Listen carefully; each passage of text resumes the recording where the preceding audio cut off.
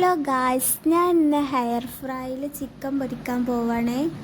അതിന് വേണ്ടിയിട്ട് എയർ ഫ്രൈയിൽ കുറച്ച് എണ്ണ സ്പ്രെഡാക്കി കൊടുക്കണം. എല്ലായിടത്തേക്ക് എത്തുന്ന രൂപത്തിൽ സ്പ്രെഡ് ആവണം. എന്നിട്ട് അതിൻ്റെ മുകൾക്ക് നമ്മൾ എന്താണോ ഉണ്ടാക്കണേ അത് വെച്ചെടുക്കണം. ഞാൻ ഇവിടെ ചിക്കനാണ് ഉണ്ടാക്കണേ, അതുകൊണ്ട് ഞാൻ ചിക്കൻ വെച്ചെടുത്തേക്കണേ. പിന്നെ ആ ചിക്കൻ്റെ മുകൾക്ക് കുറച്ചും കൂടി വെളിച്ചെണ്ണ ആക്കി കൊടുക്കണം.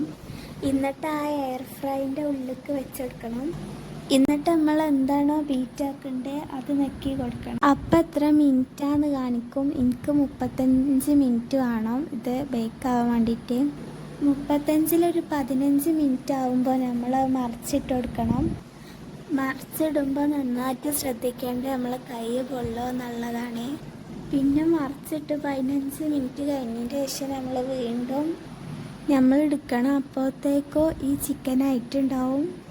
അങ്ങനെ നമ്മളെ ചിക്കൻ ഇവിടെ റെഡി ആയിക്കണേ. ഈ ചിക്കൻക്ക് മച്ചിൻ്റെ സ്പെഷ്യൽ ചെമ്മീൻ ബിരിയാണി